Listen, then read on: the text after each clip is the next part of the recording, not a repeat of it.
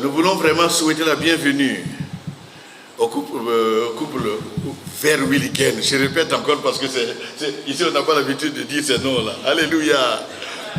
Alors ils sont là. Ils sont venus au Burkina Faso en 1985. Donc c'est plusieurs Noël. Plusieurs n'étaient pas encore nés. Alors ils ont fait le Burkina Faso comme les expatriés, les experts qui viennent d'Europe travailler au Burkina Faso. Donc ils connaissent très bien le Burkina Faso. Papa est belge, maman est congolaise. Alléluia. Et vous voulez connaître le nombre d'enfants? Ah, vous voulez savoir? Ah, Dieu leur a donné 6 enfants. Alléluia. Alléluia.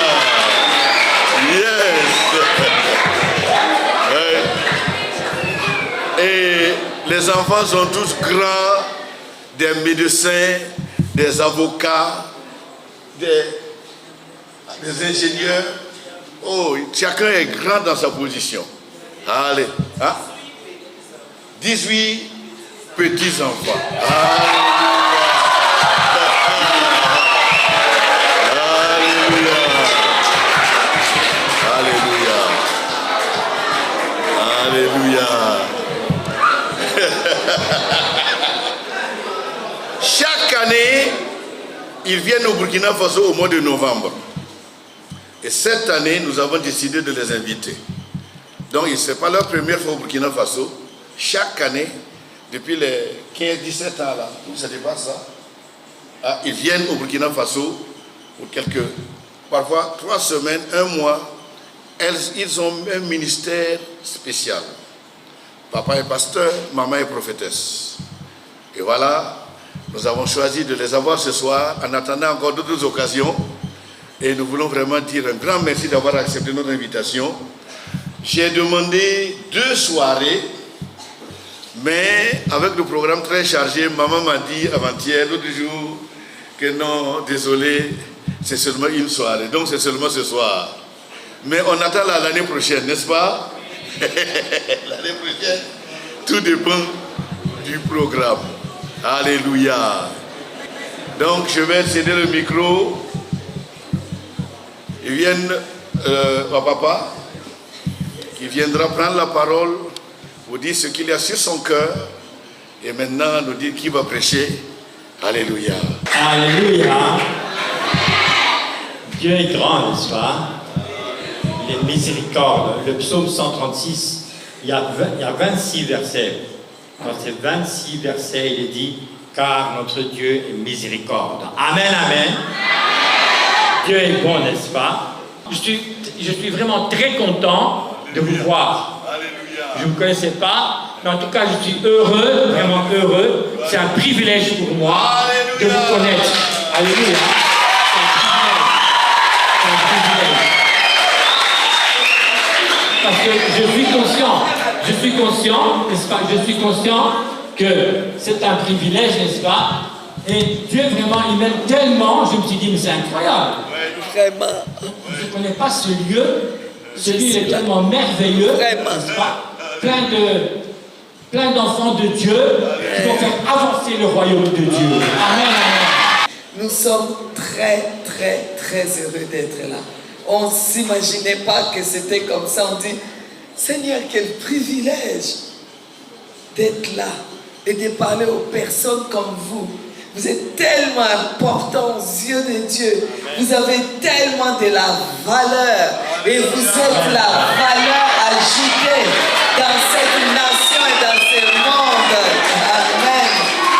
Gloire à Dieu. Alors, je vais commencer. Malgré tout ce que j'avais comme confort chez nous, je suis née avec la drépanocytose. Forme SS. Et il y avait mon frère aîné qui avait la même chose et qui est décédé. Ma mère était AS et qui va partir après un accouchement. Elle n'avait que 34 ans. Et donc, Pendant que mon père était en voyage, il était au Canada, j'ai fait une crise justement de la drépanocytose. Malheureusement, les cousins qui est resté avec nous, quand ils m'ont amené à la clinique, il n'a pas expliqué que j'avais un problème, comme ils appellent en Europe, anémie falciforme, de type S. Il n'a pas expliqué. Il m'a amené et j'avais 4 grammes d'hémoglobine. Vous savez, quand vous avez 12,5, on dit déjà que vous êtes anémique. Alors imaginez-vous 4 grammes. Alors voilà, quand je suis arrivé là-bas, la personne qui était là, qui était infirmier, tout de suite pour lui, c'était les palus. Et il m'a donné des piqûres de propoquine. Et quand vous avez trop peu de sang et qu'on vous donne des piqûres de propoquine, on vous met tout de suite dans les comas et c'est la mort. Il n'y avait pas assez de sang pour supporter autant des doses de propoquine. Et donc, c'est ça qui m'a plongé dans un coma. Mais dans notre maison, on ne parlait jamais de Jésus. Je ne connaissais pas Jésus. Je ne connaissais pas la Bible. Tout ce que je connaissais, c'est on nous dit qu'il y a, mon papa fait venir quelqu'un qui s'appelle Swami. C'est un Swami qui vient de l'Inde pour l'aider pour la campagne. C'était ça, quand il y avait des campagnes pour être député ou des choses comme ça, il y avait toujours des swamis qui venaient là, qui faisaient des choses de magie. C'est ce que je voyais. Je n'avais jamais vu la Bible et je n'avais jamais vu un pasteur venir chez nous. Donc, pour moi, c'était ça seulement. Et donc, dans ces comas, j'avais 17 ans. 17 ans. Et dans ces comas-là, il s'est passé quelque chose. C'est qu'à un moment donné, c'est comme si on vous prend d'en haut et on jette comme ça. Et c'est comme si quelque chose m'a secoué et je me suis rendu compte que je pouvais voir les gens qui étaient à côté de moi. C'est comme si je pouvais traverser les murs. Et je vais de l'autre côté, je vois ma soeur qui vient juste après moi. Elle pleurait parce qu'on leur a dit que c'était fini. Elle pleurait et elle disait, tu es ma jambe droite. Maintenant, je vais marcher comme avec une seule jambe parce qu'on s'appelait comme ça. Parce qu'on est presque comme des jumelles, elle et moi. Elle pleurait et puis je disais, mais je ne comprends pas pourquoi elle pleure. Moi, je vais bien et je me sens tellement bien. Voilà. Et puis, c'était comme s'il y avait un film. Et je revoyais comme mon histoire, ma naissance et tout. Et à un moment donné, je commençais à sentir comme la tristesse parce que je ne comprenais pas ce qui s'est passé avec ma soeur et les autres qui pleuraient, les cousins. Et puis j'entends le docteur qui dit oui, on a téléphoné à monsieur le ministre, il a dit de laisser tout comme ça, il arrive dans 2 jours. Je dis mais c'est pas possible. Et au moment où je ne sais pas, je ne saurais pas vous dire ce qui s'est passé, j'ai rien vu de plus que ça. J'ai juste vu quelqu'un qui s'est approché avec un livre. Il m'a tendu les livres. Et ces livres-là, je ne l'avais jamais vu. C'était écrit la Sainte Bible. C'était pas ce format, c'était un peu plus petit. Et tout était vert, mais écrit en doré. Et il a ouvert l'intérieur et il m'a donné en me disant, tu es un parfum de bonne odeur. Tu retournes, ton temps n'est pas encore arrivé. Et tout d'un coup, je ne saurais pas vous dire, pour moi, j'avais fait beaucoup de temps que j'étais parti depuis longtemps. Parce que quand je suis revenu, j'ai ouvert mes yeux. Tout le monde était en train de courir dans tous les sens. Elle est revenue, elle est revenue. J'ai dit, mais c'est comme si j'avais fait un long voyage. Vous voyez? Et là, j'ai commencé à chercher mon livre. Je dis, mais les messieurs, il y a un monsieur qui m'a donné un livre. Mais c'est où mon livre? C'est où mon livre? Et mon papa venait de rentrer du Canada. Et là, il pose la question, mais de quel livre tu parles? J'ai dit, les livres étaient écrits, c'est la Sainte Bible. Et vous savez, une chose de très bizarre. Mon père, quand on lui a annoncé que son enfant allait très mal et que, bon, c'était la fin, étant donné que j'étais resté finalement l'aîné, vu qu'il avait perdu déjà 2 enfants avant moi, il partait me décourager. Il y a un monsieur, il dit qu'il lui aussi dit qu'il ne connaît pas. Il lui a tendu un livre. Il lui a dit, tiens, ça te fera du bien.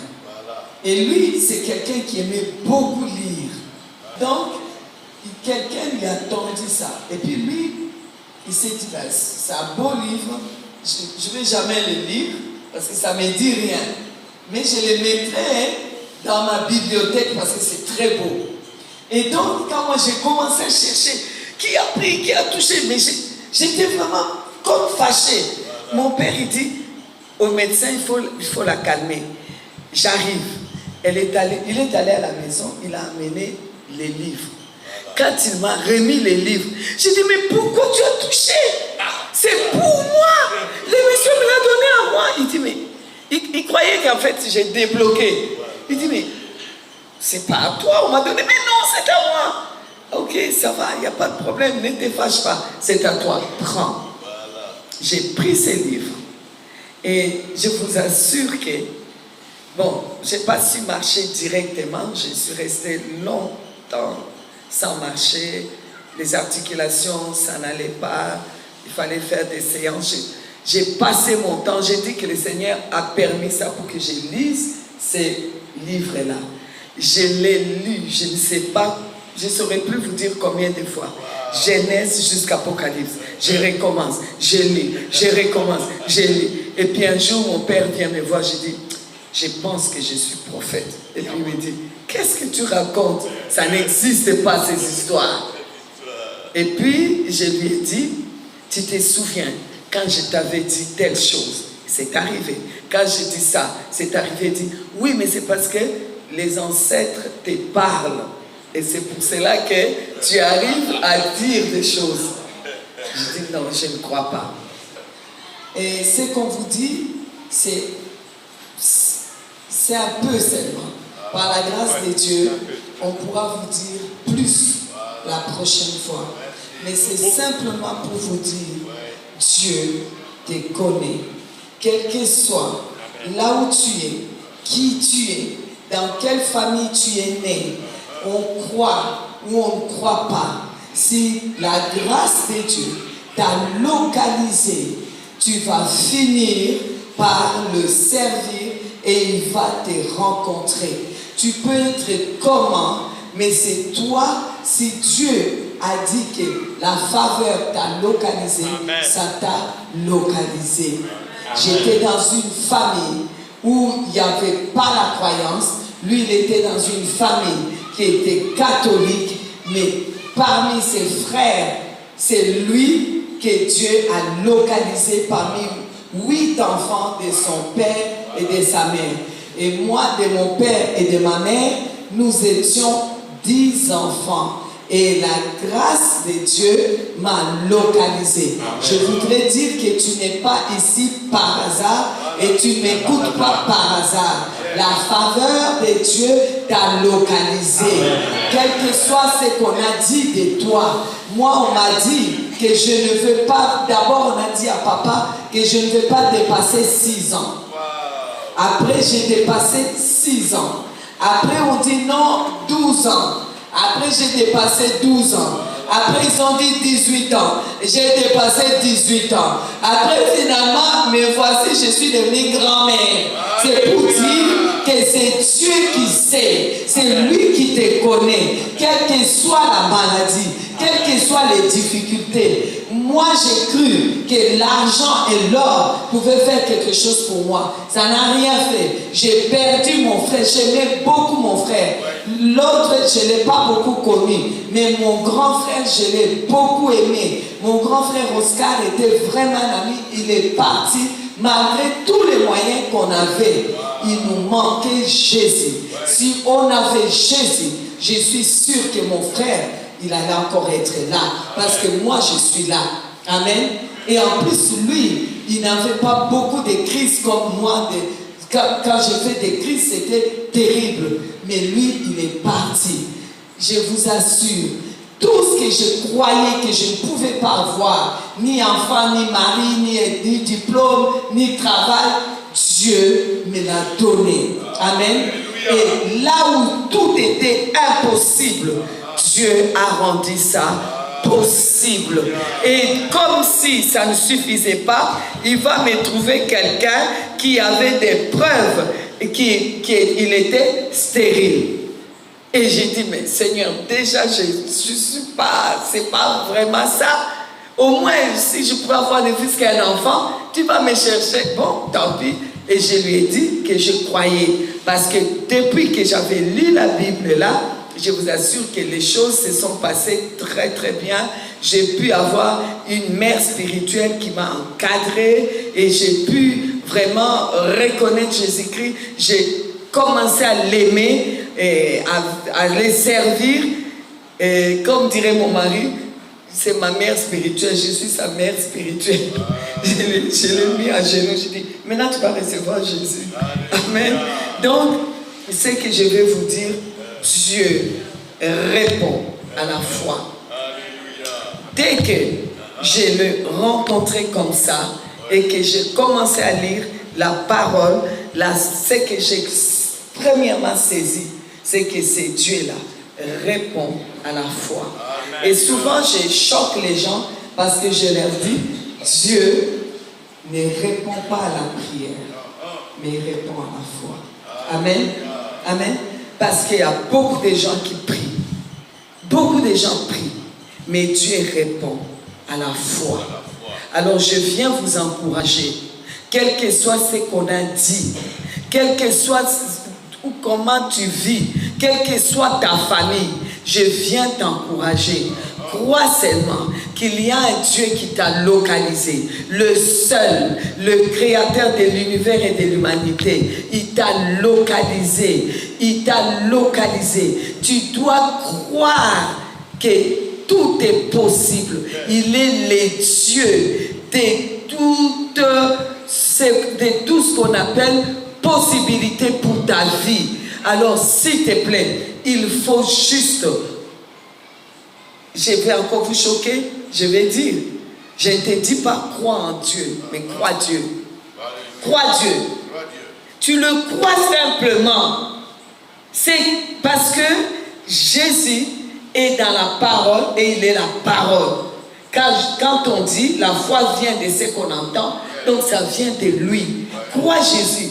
Crois ce qu'il te dit. Crois que c'est possible. Amen. Et je voudrais te dire aussi, quand tu crois, tu verras. Jésus a dit, si tu crois, tu verras la gloire. Amen. Tout est possible à celui qui croit. Amen. Tu dois croire. S'il y a quelque chose que je peux te laisser à cœur aujourd'hui, garde la foi, quoi qu'il arrive, quoi que tu entends, qu'est-ce qui peut se passer dans ta vie, crois qu'il y a un Dieu là-bas, qui a un plan pour toi et que sa faveur t'a localisé. Même si c'est compliqué, crois que sa faveur t'a localisé. Même si tu as entendu parler de lui une seule fois, ou même si tu n'avais jamais entendu parler de lui dans ta famille et que quelqu'un par hasard t'a dit qu'il existe un livre appelé la Bible, je te dis crois. Amen. Je te dis croit. Et j'aime parler de la suprématie de la foi. J'aime parler de cette puissance que la foi dégage. Parmi les dons de Dieu, quand les dons du Saint-Esprit, quand on parle des dons de la foi, on nous parle de l'omnipotence de Dieu, c'est-à-dire la toute-puissance de Dieu. Ça réside dans le fait simplement tu le crois. Quand tu crois Dieu, c'est-à-dire tu pénètres dans la toute-puissance de Dieu. Et là, rien n'est impossible.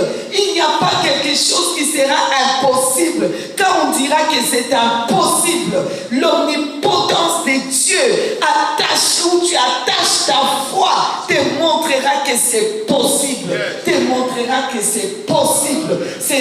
Les gens, pendant tout un temps, croyaient que je fais, oui, mais elle fait toujours un régime pour une pasteur, elle ne veut pas grossir. Je me disais, s'ils savaient, pendant des années, j'ai servi Dieu avec des crises, des drépanocytoses. Je ne sais pas si vous savez c'est quoi. Quand les articulations commencent, ça commence par les doigts. Quand ça commence à te faire mal, je me souviens, je disais toujours à ma maman, tire. Ma maman tirait là, mes soeurs tiraient là, les doigts des pieds. Les articulations te font mal. Tu as juste envie de dire, je veux mourir. Si c'est pour vivre comme ça, je veux mourir. C'est horrible. Horrible.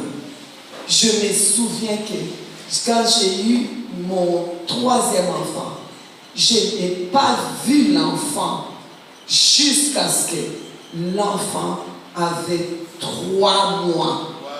Parce que je n'avais pas assez de sang. Quand j'ai fini d'accoucher, c'était terrible. Je suis comme partie et je ne pouvais pas toucher l'enfant. Je ne pouvais pas m'occuper de mon enfant.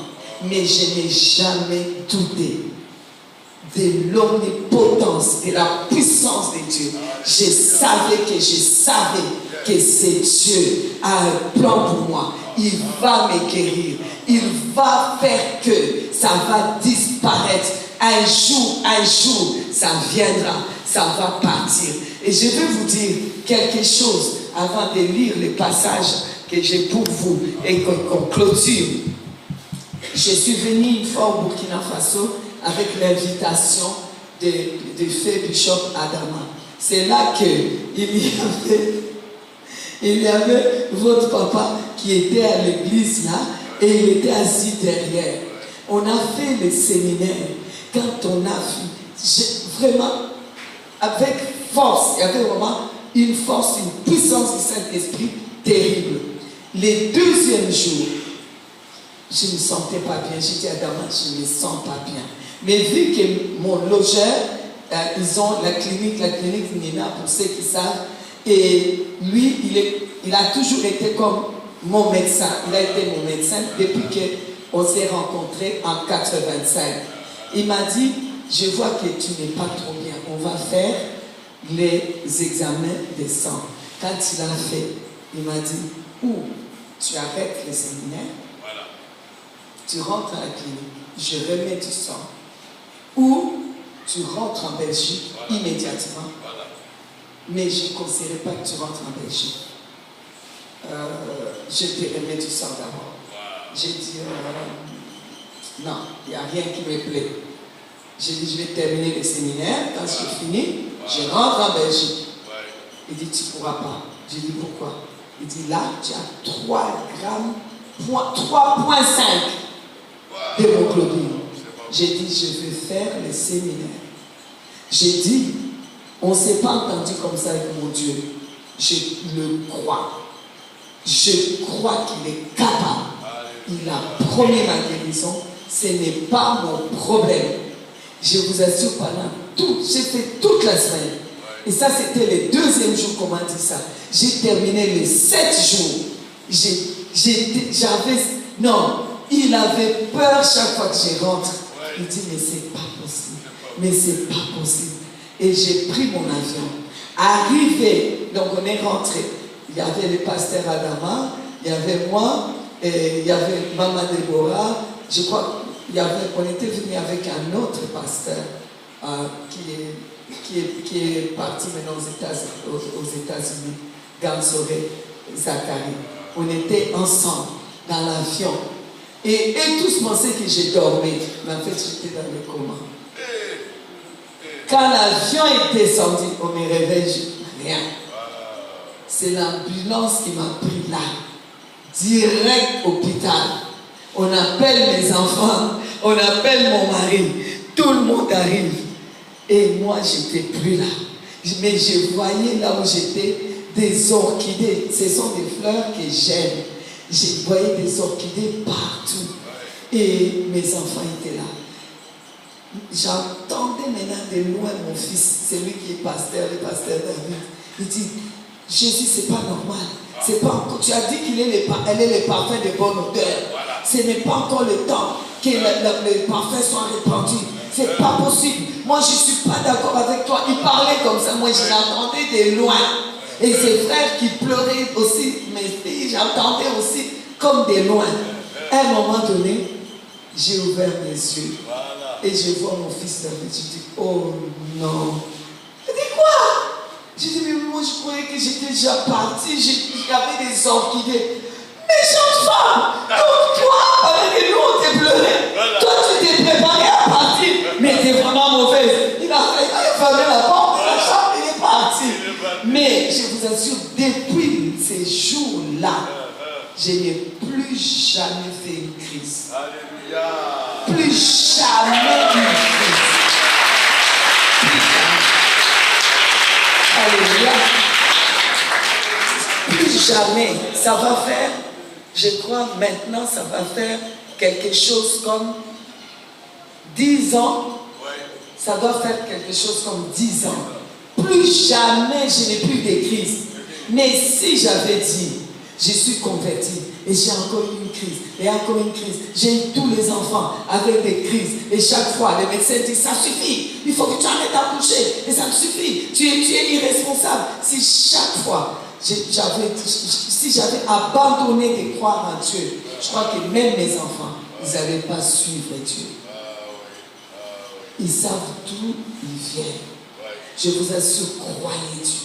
Quel qu'il soit, même si c'est compliqué, crois. Et si c'est pas compliqué, crois. Et si ça ne va pas, crois. Et si ça va, crois. Continue à croire à la puissance de Dieu, à l'omnipotence de Dieu. Attache ta foi à la puissance de Dieu, à la puissance qu'il a utilisée pour créer les cieux et la terre. Attache ta foi. Quoi qu'on a dit de toi, je sais que tu vas y arriver. Je ne croyais pas qu'un jour je pouvais moi tenir un diplôme. Je suis arrivé. Je ne croyais pas que je pouvais avoir des enfants. J'ai eu. Je ne croyais pas que je pouvais avant je ne pouvais même pas tenir comme ça. 5 minutes, je ne peux pas marcher comme ça. Je vais commencer à avoir des articulations qui font mal. Pendant des années même, j'ai prêché assise. Mais j'ai prêché parce que j'avais foi. J'ai cru qu'il m'a guéri et que la guérison est là. La foi, c'est croire Dieu. Croire Dieu. Jacques dit, il dit, quelqu'un qui doute, quelqu'un qui doute, il ne doit même pas s'imaginer obtenir quelque chose. Donc ça veut dire que quand tu ne doutes pas, tu dois imaginer, tu dois faire l'image dans ta tête de ce que tu crois. J'avais l'image d'une femme en bonne santé, d'une mère en bonne santé. J'avais l'image d'une grand-mère. J'avais l'image d'une servante de Dieu qui va servir Dieu jusque dans sa vieillesse. Voici pourquoi quand j'ai eu 30 ans, j'ai mis un off. J'ai dit, on ne verra pas plus que 30 ans sur mon visage. On me donnera toujours 30 ans. Alléluia. Gloire à Dieu. Je vous dis, je vous assure, lorsque j'ai dit à mon mari que nous allons avoir 6 enfants, il me regardait. Il dit, C'est ça. J'ai dit oui, 6 enfants nous aurons. Nous aurons 3 garçons et 3 filles. Nous aurons ingénieurs, nous aurons avocats, nous aurons médecins, nous aurons kiné. Oui, c'est ça. En plus, tu as déjà tracé tous leurs métiers. J'ai dit ben oui, parce que j'imagine, parce que Jacques a dit, c'est que tu Jacques a dit, où tu imagines, si tu crois, si tu ne crois pas, tu ne dois même pas imaginer. Si tu crois, tu dois imaginer. Tu dois voir ta vie plus loin. La foi, ça court avant. La foi, c'est voir l'avenir pendant que tu es au présent. Toi, tu as déjà projeté l'avenir. Toi, tu vois déjà l'avenir. Je n'avais pas Dieu, je ne connaissais pas. Mais au fond de moi, il y a une place. Il y avait une place où Dieu existe. Je voudrais te dire, même si tu n'as jamais entendu parler de Dieu, il y a la place de Dieu dans le cœur de tout être humain. Et il y a ce que Dieu a mis en nous, qui est la conscience qu'il existe. La conscience, même chez les païens et chez païens, il y a ce qu'on appelle la conscience. Et la conscience te fera croire que Dieu existe. Et cette conscience me faisait croire déjà au fond de moi que Dieu existe. Et ce Dieu-là, je lui avais déjà parlé. Je voulais qu'il me donne un époux, un Européen, parce que je ne voulais pas avoir des enfants qui seraient malades comme moi. Je voudrais dire à quelqu'un ici, vous êtes des enfants, mais tu peux déjà imaginer. Et il faut avoir l'image de ton futur. Si je viens t'appeler, comment tu vois ton futur? Jérémie, que vois-tu? Jérémie 1,12, que vois-tu? Je vois une branche d'amandier. Il faut voir plus loin. Si tu restes à voir ta maladie, à voir ton problème, à voir ta situation, à rester dans cette situation, tu vas rester dans cette situation. Regarde ta vie plus loin. Regarde-toi plus loin. Imagine-toi plus loin. Mets l'image que Dieu peut toucher de toi. Mets-le plus loin. Attache cette image à la suprématie de la puissance, de l'omnipotence de Dieu. Crois à cela. Tout ce que j'ai eu dans ma vie, j'ai cru. Je n'avais pas de possibilité, mais le Dieu que je crois, le créateur de l'univers et de l'humanité, le tout-puissant, le Dieu des dieux, le Dieu d'Abraham, c'est lui qui était, c'est lui-là, je vous assure, il est le Dieu des possibilités illimitées. Il est le Dieu des possibilités illimitées. Je crois qu'il est capable de faire ce que l'homme ne peut pas faire pour toi. Je crois qu'il est capable de te donner ce que l'or et l'argent ne peuvent pas donner. Et je le crois ce soir. Et je suis là ce soir pour te dire, les choses vont changer. Jésus dit, alléluia, Jean chapitre 4, je vais dans les versets 50. Va, lui dit Jésus, ton fils vit. Et cet homme crut à la parole que Jésus lui avait dit. Et il s'en alla, vous voyez, son enfant a été guéri. Il faut croire Dieu. Crois Dieu. Relève-toi. Dieu répond à la foi. Crois, il répond à la foi. Et il va répondre à la foi. Tout ce qu'il aimerait venir trouver sur la terre, c'est la foi. Luc 18, à partir du verset 7. Et Dieu ne fera-t-il pas justice à ses élus qui crient à lui jour et nuit, et tardera-t-il à leur égard? Je vous l'ai dit, il leur fera promptement justice. Mais quand le Fils de l'homme viendra, trouvera-t-il la foi sur la terre? C'est ça que Dieu veut, c'est la foi. Il veut des gens qui croient, qui le croient, qui croient qu'il est capable. Romains 4, à partir du verset 2, si Abraham a été justifié par les œuvres, il a sujet de se glorifier, mais non devant Dieu. Car que dit l'Écriture? Abraham crut à Dieu et cela lui fut imputé à justice. Crois Dieu, s'il te plaît, crois, il y a Dieu, il y a Dieu, il y a Dieu ici, il y a Dieu ici, il y a Dieu ici.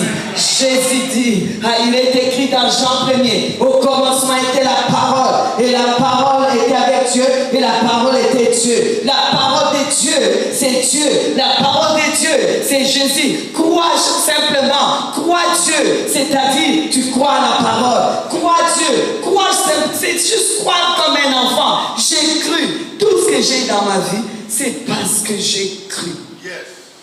J'ai cru. Amen. Comme Jacques dit, dans Jacques 1er, comme il dit, si tu doutes, tu ne dois pas imaginer obtenir quelque chose de Dieu. Mais si tu crois donc, ça veut dire si tu crois, tu peux imaginer. Comment ça fait une image? Comment tu te vois? Est-ce que tu te vois encore malade? Est-ce que tu te vois encore perdu? Est-ce que tu te vois encore misérable? Comment tu te vois dans 5 ans, dans 20 ans, dans 30 ans, dans 50 ans? Comment tu te vois? C'est comme ça que tu seras. Attache ce que tu vois à l'omnipotence de Dieu. Et tiens bon. Amen. Je vais m'arrêter là. Que Dieu vous bénisse.